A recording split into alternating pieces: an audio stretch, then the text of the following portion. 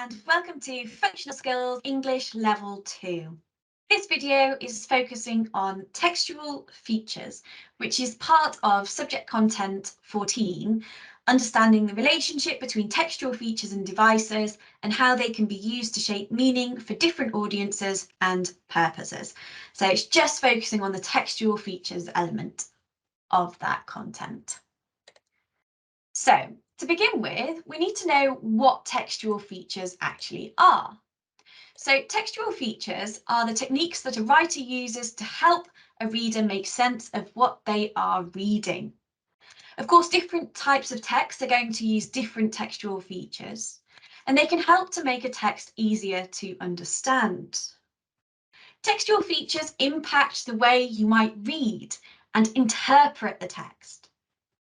So here are some different textual features that you might have come across in different texts. So we can have bold or emboldened text, italics, images and photos or graphics, icons and emojis, different symbols. We can have font style, font color, and different font sizes.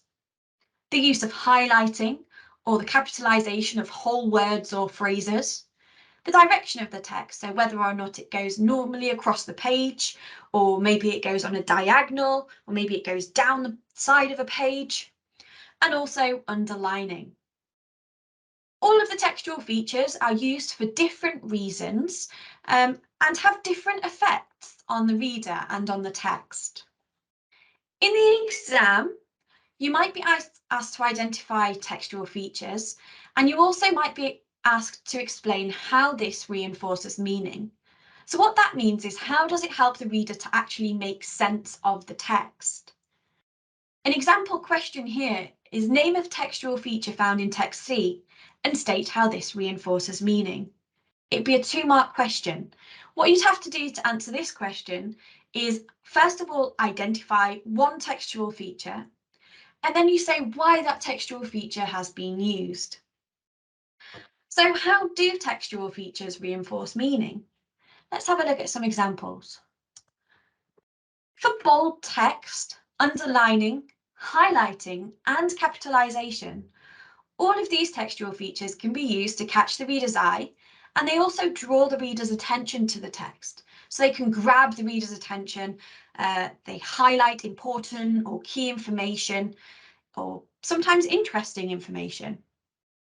A writer might include images or graphics or photos in their text, again, to help catch the reader's eye. Think about when you see the front page of a newspaper. It might have a big photograph that matches the headline. That photograph helps the reader to visualize what the text is about before they've even read it. It can also grab their attention, draw them in, and make them interested and want to actually read the text. Another textual feature is emojis. These are often used in informal text, such as text messages and emails. And a writer might use those to emphasize how they're feeling. So it emphasizes their emotions.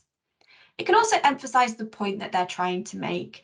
So it could be as simple as, a sad or a happy smiley face. Or it could be, if they're bored, they might use the sleeping emoji. So all about emphasis.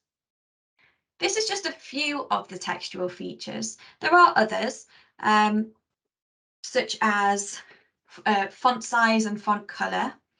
So let's have a little look at a simple text and see if we can spot any textual features and then describe how they reinforce meaning. So if you want to pause the video now, you can make a note of the different textual features you can find and what you think they do to the text. Press play once you're ready. Okay, hopefully you've written down some textual features that you could find in this text and had a think about how they reinforce meaning for the reader. Let's go through the ones that I've spotted. So to start off with, we've got the title, which has been put into bold. The writers use bold font here to make it stand out. It highlights the name of the company, and it draws the reader's attention to it. Next, we've got a couple of different textual features used here on Summer Sale. So Summer Sale, first of all, they've used a larger font size. They've also used capitalization, and they've used a different font color. So there's 3 different things here that we could mention. All of these things are used to draw the reader's attention to the text, catches the reader's eye, and draws them in. Summer Sale, that's something that's going to interest people. So that's why they've made it bigger, they've made it larger, they've made it stand out, it's a different colour. They might have used yellow as well because it's summer and yellow is quite a sunny, summery colour. Next, we've got the 50% off. So the 50% off has been put into a larger font size. Again, this is to make it stand out. This catches the reader's attention and draws the reader in. They can straight away see what the offer is, 50% off. However, we've also got this here, up to. With this, they've used a smaller font size. Why have they used a smaller font size? Well, because this is a bit of information that they don't want to draw your attention to. They want you to focus on the fact that there's 50% off, not that it's up to. Some of the offers might be much lower than 50%. Maybe most of the offers are only 10%, and there's only a select few that are 50%, but they don't want you to know that. Often, writers will use a smaller font size for information that they don't wish to draw the reader's attention to.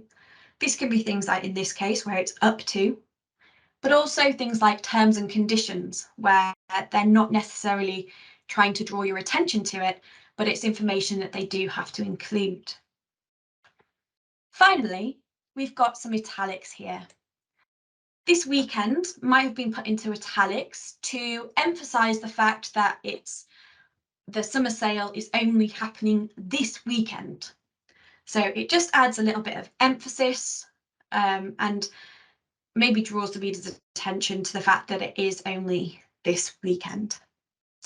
So in the exam, you might just need to identify a textual feature, or you might have to give a little bit more information in explaining how they reinforce meaning or what effect they have on the reader. If that's the case, you need to try and give that general description of what it does and why it's used. Remember, a lot of the textual features will be fairly similar. A lot of them are used to make the information stand out and to make the reader interested in the text. Thank you for watching. I hope you found it useful, and I'd like to wish you good luck in your exam.